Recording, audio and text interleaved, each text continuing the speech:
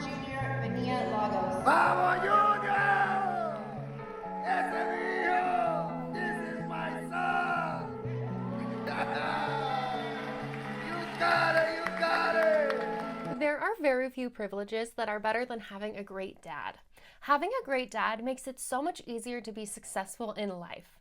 In this video, we are going to be appreciating dads and father figures while looking at some of the science behind their parenting style. My name is Gabriella. I'm a licensed trauma and attachment therapist, and I created this channel to remind people that masculinity is good. When I think about dads, I think the first thing that comes to my mind is the dad joke. Why do bees have sticky hair? Why? Because they use a honeycomb.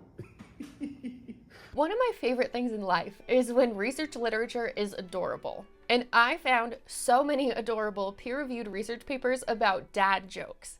So I'm going to be reading you a hypothesis of the evolutionary function of fatherly teasing while I play some footage of dads teasing their daughters by pretending to be them. By teasingly striking at their children's egos and emotions without teetering over into bullying, fathers build their children's resilience and train them to withstand minor attacks and bouts of negative emotion without getting worked up or acting out, teaching them impulse control and emotional regulation.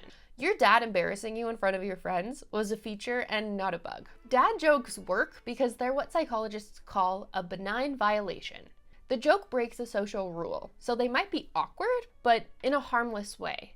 These repeated micro-embarrassing moments help kids develop embarrassment tolerance, shame resilience, and build social confidence, and develop the ability to laugh at emotional discomfort instead of crumbling under it.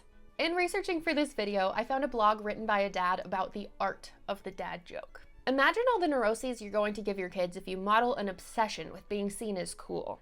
If you're too cool to show your appreciation for a silly pun, how can your kids ever expect to survive the peer pressures of high school?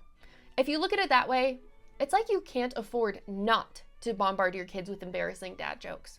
Think of the children. But here's what makes this even more interesting. That goofy, playful energy is one of the earliest ways that dads connect with their children. We're going to talk about a theory called father-child activation theory. But before we do that, we need a quick foundation in attachment theory. So all babies of any species are born with the skills that they need in order to survive. Human babies are born with the skill of asking for help. So when babies are tired or hungry or overwhelmed, they rely on a caregiver to comfort them, to feed them, and to regulate their nervous system. If their caregiver responds consistently with warmth and safety, the child's body and brain learns, okay, I can handle things because I'm not alone.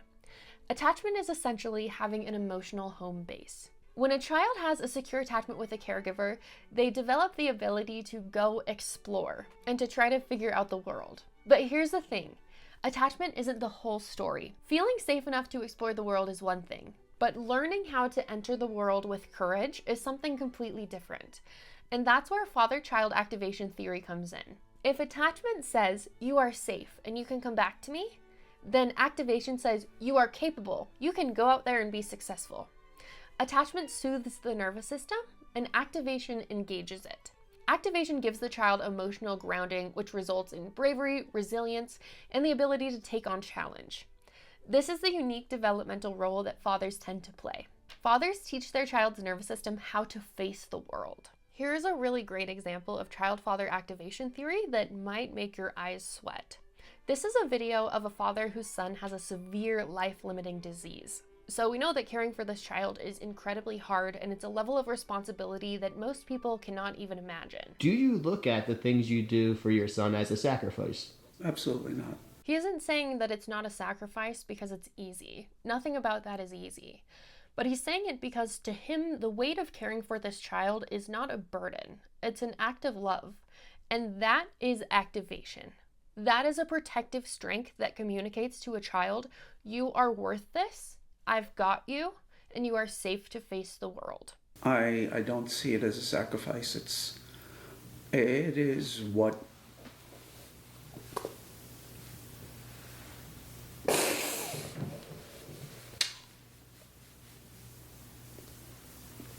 He refuses to define his child as a burden.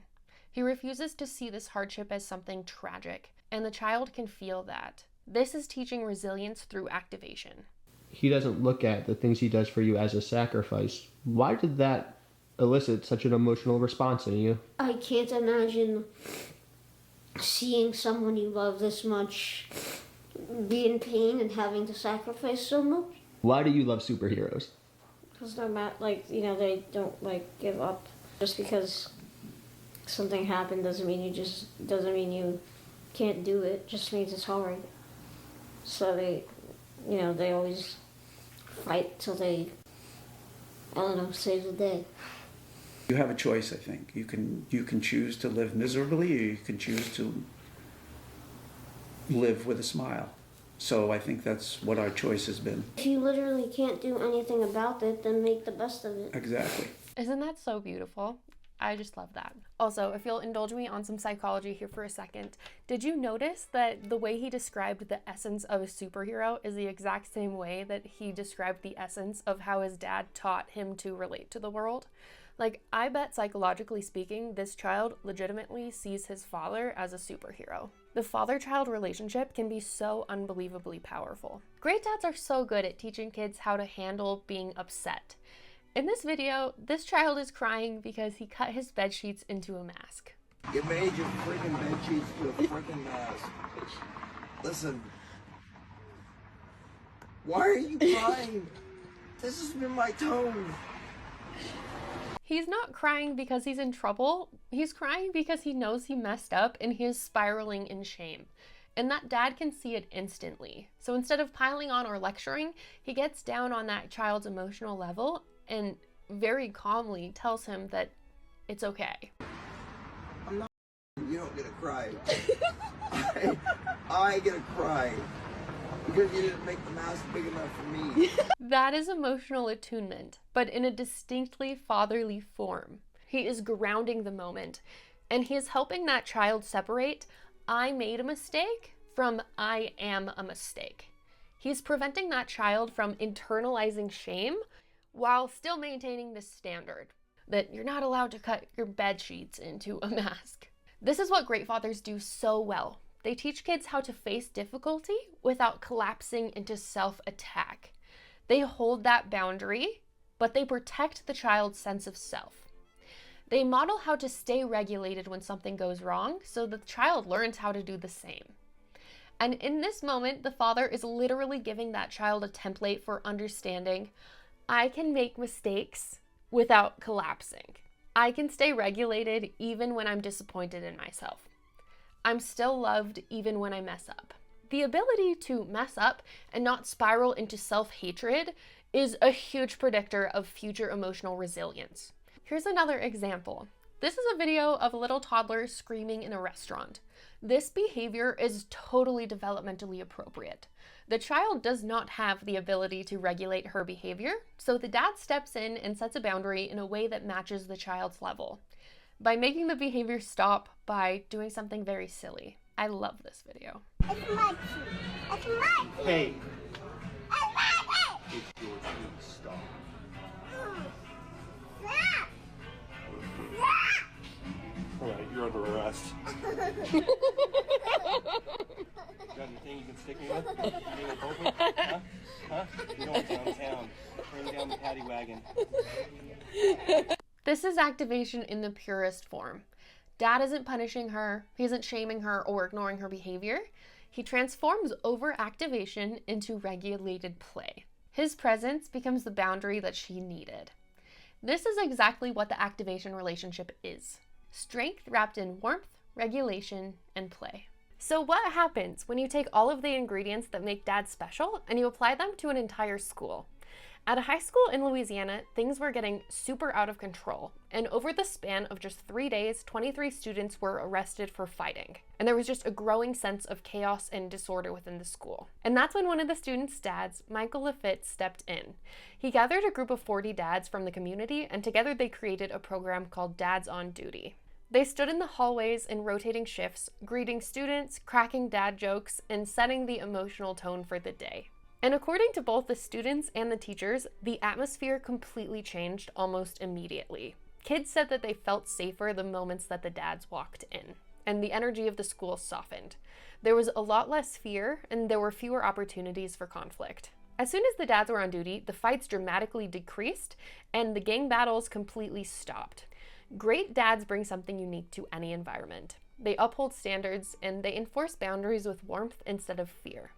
They challenge kids to rise to the level that they know that they're capable of.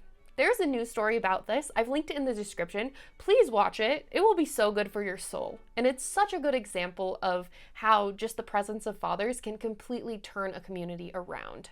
And also, if you want to learn more about this, I highly recommend looking into the work of Dr. Warren Farrell. I'm standing on the shoulders of giants in this video and on this channel, and Dr. Warren Farrell has done a lot of really amazing research on the importance of fathers. Great dads are irreplaceable, and it matters that we talk about the unique ways that they shape their children's lives. We've honored and safeguarded the role of mothers for generations, and rightly so. But if we want children to thrive, we need to give fathers that same recognition, that same protection, and that same cultural respect. I made a video similar to this one a few weeks ago, and I was so excited because I was like, how cool would it be if the comment section for this video were just full of memories and appreciation posts for great dads? And then YouTube turned off the comment section because I used too much footage of minors. I did not know that was a rule. Have you ever been so excited about something that you make a shirt of it and then it doesn't work? It takes the wind right out of your sails. So I whipped up part 2 and now hopefully we are back in business. So if you had a great dad or father figure, I would love for you to share something about them in the comments section. Maybe something that you appreciated about their parenting style or a way that their guidance positively impacted your life. It would be so cool if the comment section for this video was just full of great dad appreciation posts. Thank you so much for watching, and because of the nature of my channel, I've already accepted my fate in terms of name calling, so I'm going to capitalize on it and say that you should pick me by liking and subscribing to my channel, and if I don't get in trouble again, I will see you in the comment section.